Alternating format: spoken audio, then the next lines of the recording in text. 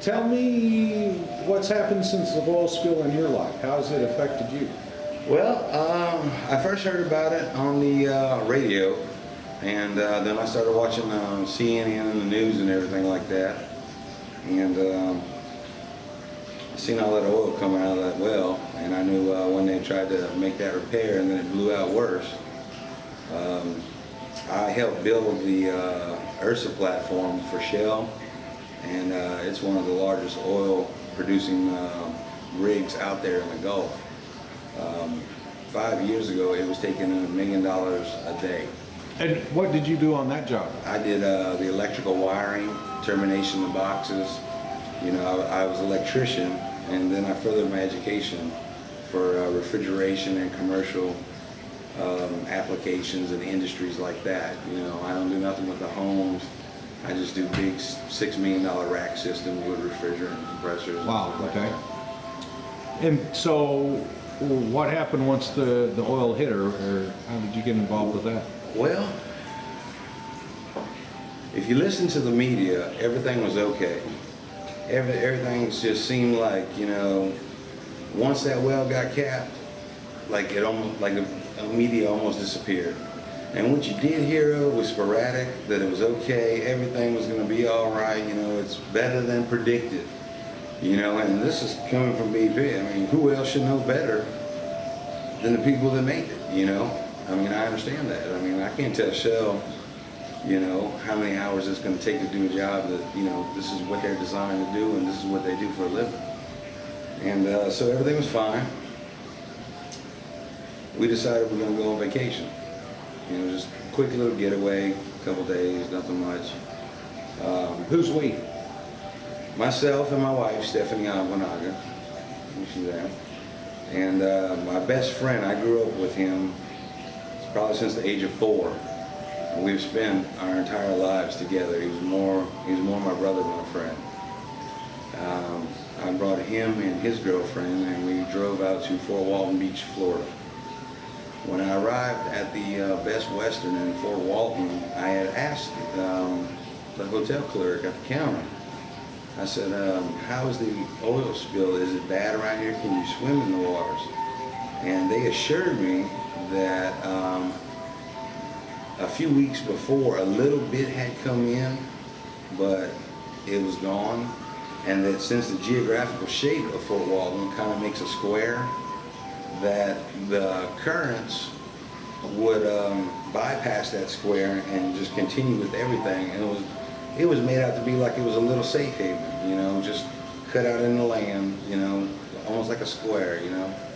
And so we said, all right, you know, and there's no flags up saying don't swim. There's people out there. The beach was, you know, for me growing up and always being on the beaches were so clean. You couldn't even find a rock on the beach. And all you see is the tire tracks from these ATV gators in the sands.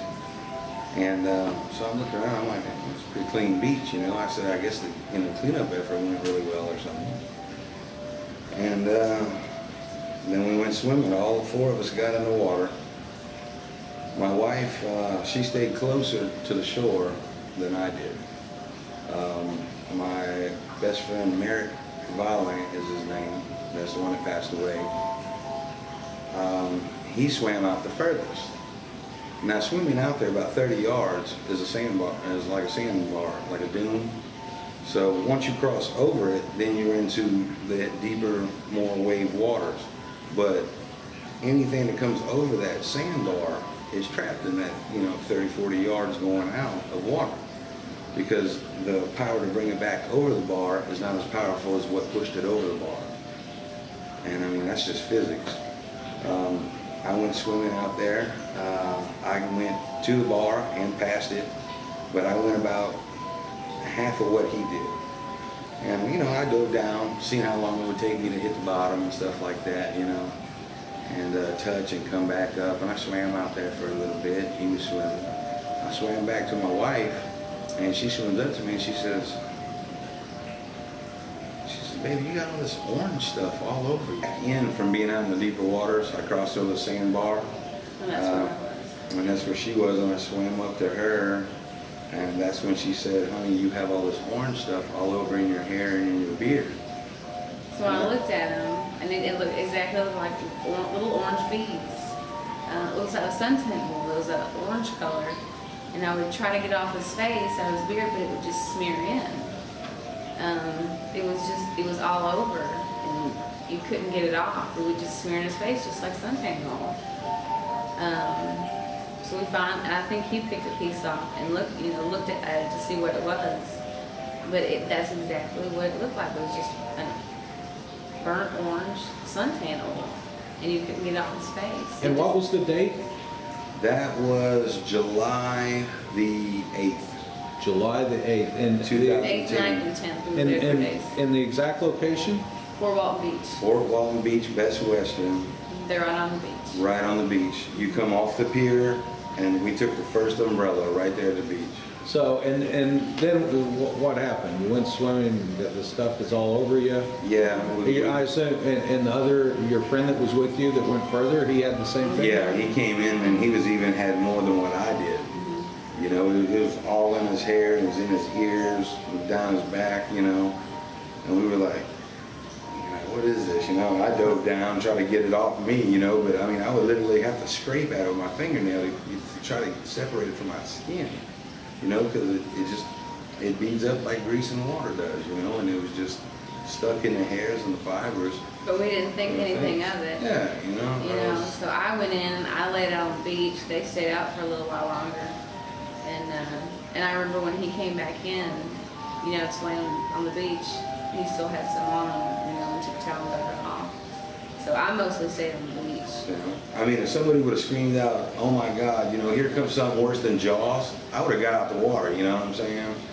But no warning, no notifications, no signage, nothing? Nothing. Did they have double red flags up? Anything? No, there were other people swimming in the ocean. They didn't have no flags up to see, nothing, everything was... Children? Young children? Young children up there. I mean, we took photos there, you know. I mean, going what I went through for a young child, so it would probably be death, because like I said, they killed my friend, and he was 33 years old, young black male, and he was strong. You know, he played football all his life, defensive tackle. I mean, he was a solid middle man. What makes you think that this is what killed him?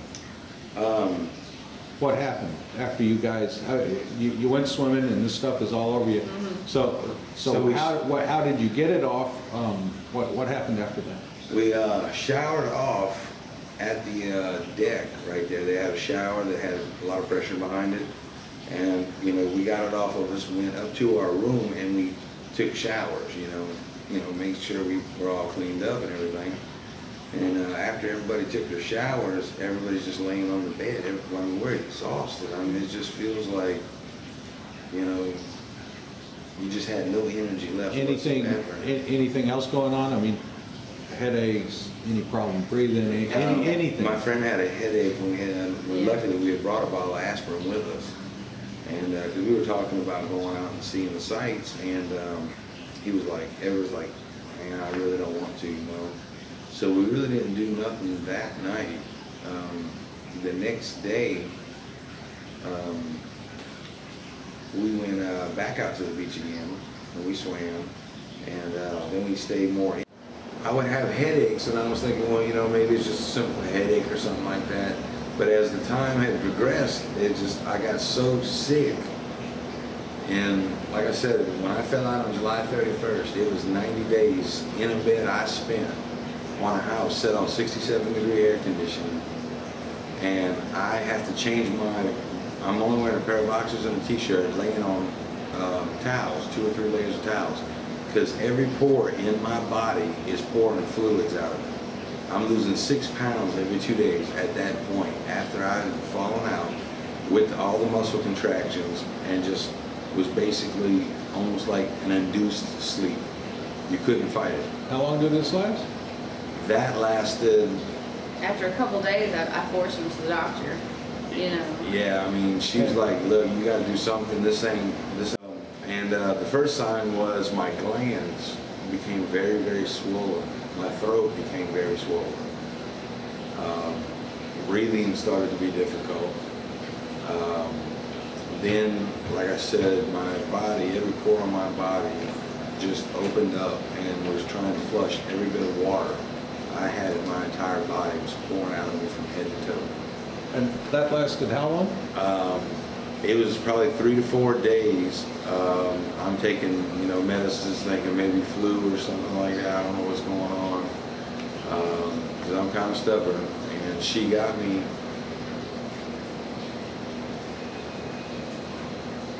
to go to the doctor. I was so weak, I really didn't want to get out of bed because when the first time I go to this doctor, and my clothes are completely soaked. I mean, even in his office, people are looking at me because, I mean, I swear to God, I'm running a track meet. He had a grayish color to him, dark circles. I mean, he looked terrible. I look bad. I look something right out of a zombie film. I mean, you know, it was the beginning of the, you know, Living Dead right there, you know. I seen the doctor, and he drew blood. He sent it off to the CDC. He sent it off to St. Dominic's Hospital, which is the biggest Catholic hospital in Jackson, Mississippi. And he sent it off to Hardy Wilson Memorial, which was the local, and he sent it off to another laboratory. About 2 days passed, and it was so bad, you know, I'm throwing up like a dark brown substance, and it has the texture of like grits. And I mean, I just cannot stop from just being totally devout to just wanting to just throw up, I'm nauseated, I can't stand up, my stomach's cramped up, and I can't stop the water pouring out of my body. And what's the time frame here? What's the date roughly? That would probably be August the 3rd. So almost 1 month after you Went swimming in the ocean. I come down with something that I walked into his office, and when I first handed in the paperwork, because he couldn't find out nothing, you know, they ran the blood and everything, and it's coming back negative, negative, negative. So he's running all these tests. So he gives me a double dose shot of the biggest bacterial antibiotic you can get, and then he gives me the biggest dose of a viral antibiotic. 2 top antibiotics. There's nothing better than these 2 to kill any type of infection. So I'm on 6 pills of the bacterial, 4 pills of the viral, and I've already had a double dose shot. So I start taking all these, and it's not doing nothing good. The Bactrim made me sick. The Bactrim made me sicker. no effect. No effect. It did not change anything, and at that point, my lungs began to fill with a fluid. It was like cold, like I'd had pneumonia as a child. I started to fill up, and so at that point, it was often I had to lay on my side because I would cough so much that everything was being expelled from my lungs.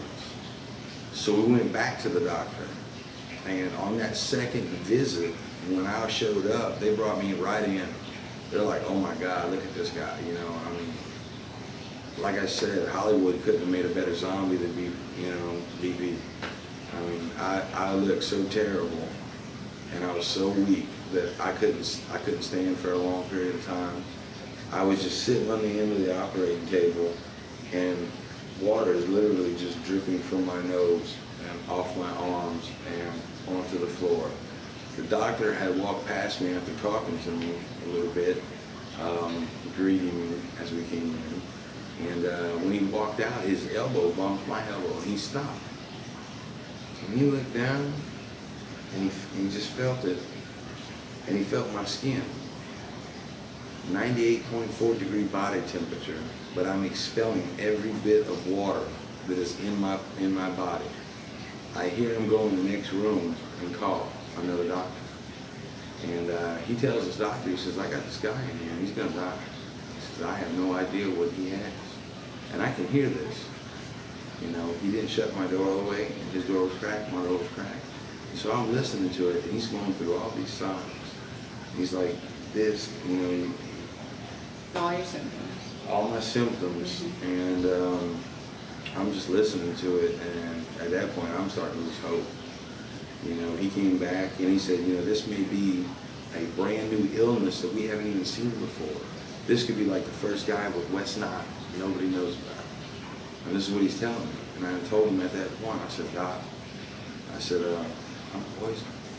I said, I don't know how I know this.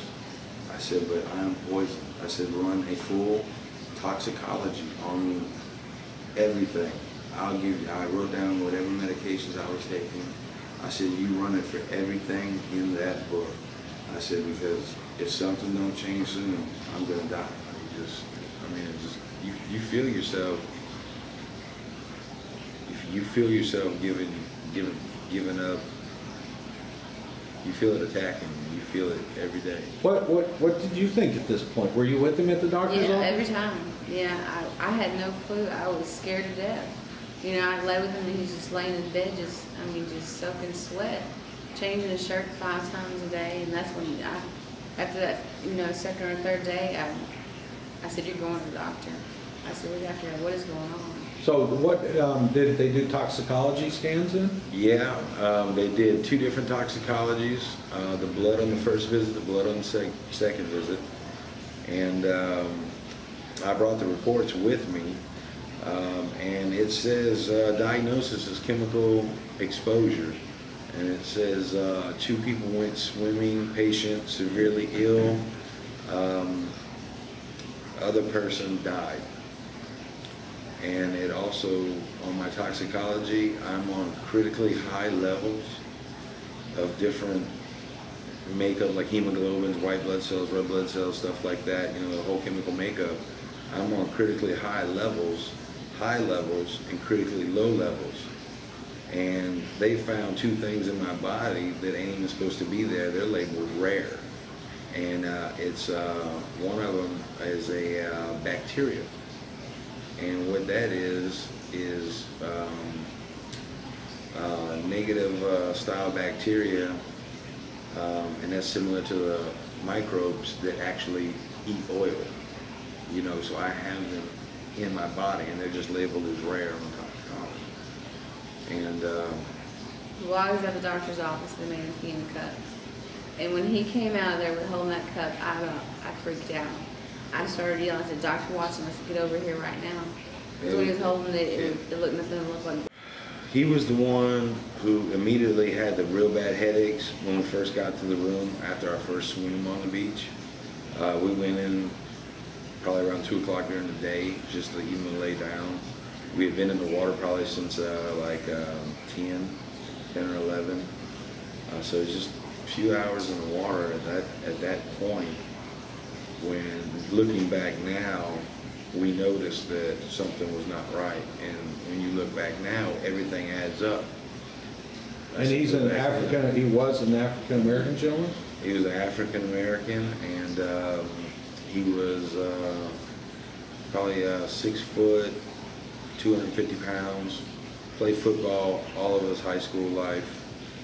I mean, healthy, strong. I mean. And when did he go to work for that oil company? And he went to work for U.S. or I believe it's USA Labors, it's one of the two. And they worked at Grand Isle picking up the oil that was coming on the beach. They made him buy his own boots, and there was no respirators, no body suits, no gloves. He said one time they gave him gloves, but when they became dirty, they threw them away and there was none replaced. So they were picking it up barehanded off of the beach and bagging it up. Was that before, was he working on that before or after your vacation? After the vacation. After the vacation, so, and then what happened? On August 23rd, he drove with his mother, took his son to school.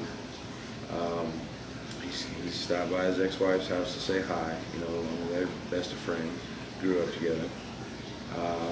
He got home, got out of the car, walked into his house, sat down on his bed, started talking to his girlfriend, and they said within a minute he was dead. He just fell over. Did they do an autopsy? They did an autopsy, and that's just a small hospital down there that, you know, that we have. You know, it's not very sophisticated. It's not no mega hospital. They said since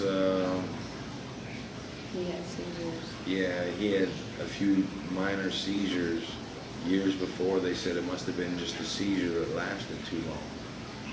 And that was their... But he was on the phone talking when he died. He was talking to his girlfriend who was in the room. She was in the room. She was there? Yeah. She was there. He sat down on the bed and he... So there was no seizure involved in this? You know, he was just talking to her like that, and then she said he just fell to his side. And he wasn't shaking or anything, and his just color was blue. Did he have any of the symptoms similar to what you had after? Yeah, he'd always had the big, you know, the black eyes, or he'd tell me, you know, man, my stomach is, you know, I'm not just feeling good, you know. But one thing, like my doctor came back, he's like, hey, we got a bacteria in you, and it's mono. We think it's mono, you know. That's what they tested him, and they said it lit up like a Christmas tree. Yeah, mono. that's what he said. Lit up like Christmas tree. This is what's causing this. You have mono. And I'm like, mono? You get it 16 years old in high school. You know, it's a kissing disease. You know, I'm like, you know, so the very kiss of next death day, on a guy, right? You know, so I was so worried because that's so contagious. The next morning, I took me and our 2-year-old son to the doctor for us to get tested, and we were negative. They're negative. Now, did your son, did he get in the water with you? We did not take our son, thank God. No, thank God. And like I said, on August 23rd at 8:10 a.m. in the morning, he just fell over and he was blue. She said by the time she got up off the bed, walked around it, and looked at it, his color was already, you know, already changing. And it just happened in the middle of a conversation like me and you were talking. And that was it. Everything was over. His heart just stopped. So sad. And he got his first paycheck. It was still in his wallet uncashed. He hadn't even made it to the bank. And how are you today? It's now been, you know, we're like what, eight months or so after when you were exposed, and I still have the night sweats. I have a lot of pains in my body, like around my waist. Yes. Yeah, you know, like sharp stabbing pains, like right about here. You know, in my heart, I would get them, or I'd wake up out of my sleep because I can't breathe. I can't get enough oxygen. I started out having bad, you know, like acid, you know, in my stomach. So I started, first time in my life I ever had to take Rolaids. Now, I mean, I've grown up on shrimp and oysters and hot sauce. How is my stomach gonna give me a problem? You know, I'm used to this spicy food life, you know. So I started taking Rolaids, and that now has progressed to where I will wake up at night choking on my own acid reflux because it is poured back into my lungs, and I'm literally drowning in my own acid reflux. Like